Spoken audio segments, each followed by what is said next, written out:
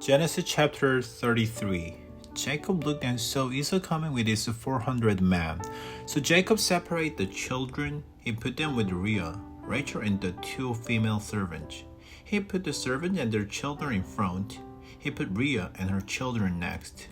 And he put Rachel and Joseph last. He himself went on ahead. As he came near his brother, he bowed down to the ground 7 times. But Esau ran to meet Jacob. He hugged him and threw his arms around his neck. He kissed him, and they cried for joy. Then Esau looked around and saw the woman and children. "Who are these people with you?" he asked. Jacob answered, "They are the children God has so kindly given to me." Then the female servant and their children came near and bowed down. Next, Leah and her children came and bowed down. Last of all came Joseph and Rachel. They bowed down too. Esau asked, "Why did you send all those herds I saw?" "I hope I could do something to please you," Jacob replied. But Esau said, "I already have plenty, my brother. Keep what you have for yourself." "No, please," said Jacob. "If I have pleased you, accept this gift from me. Seeing your face is like seeing the face of God. You have welcomed me so kindly. Please accept the present that was brought to you. God has given me so much. I have everything I need." Jacob would not give in, so Esau accepted it. And Esau said, "Let's be on our way. I will go with you."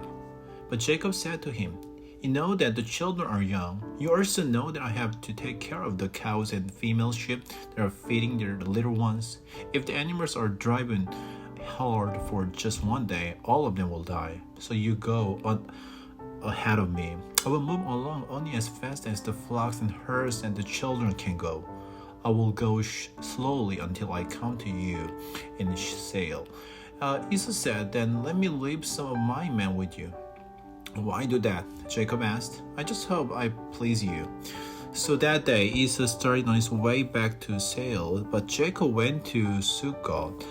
There he built a place for himself. He also made shelters for his livestock, and that's why the place is named Sukkot.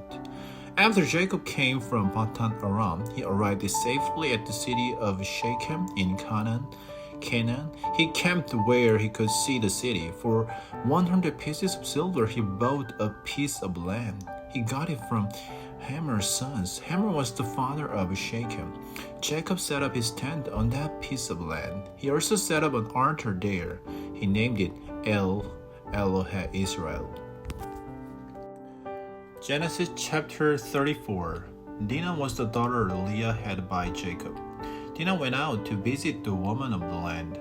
Hamor, the Hivite, was the ruler of that area.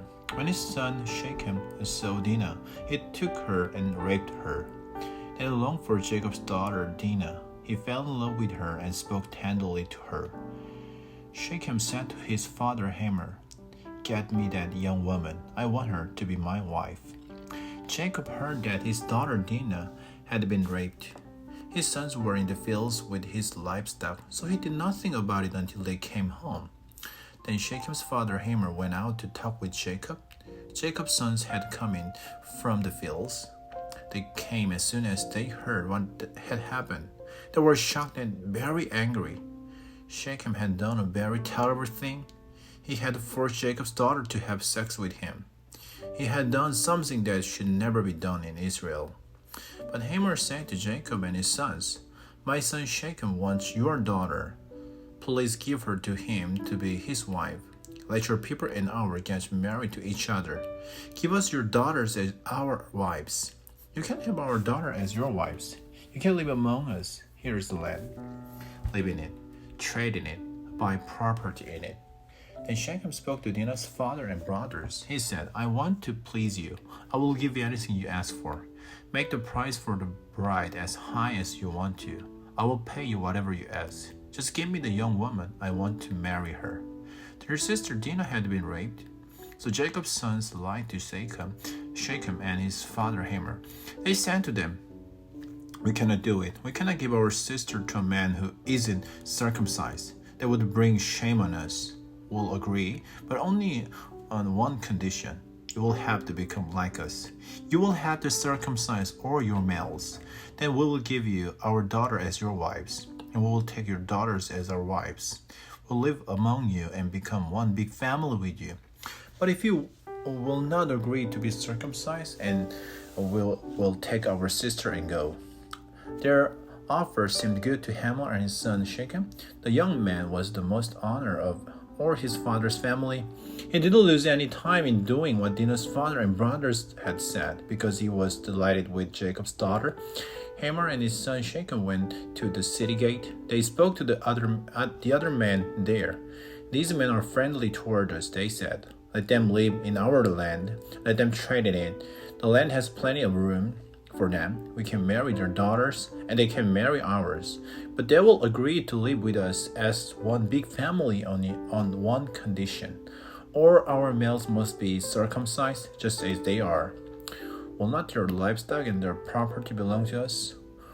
Will not all their animals become ours? So let's say yes to them. Then they will live among us." All the men who went out through the city gate agreed with Hamor and his son Shechem, so every male in the city was circumcised.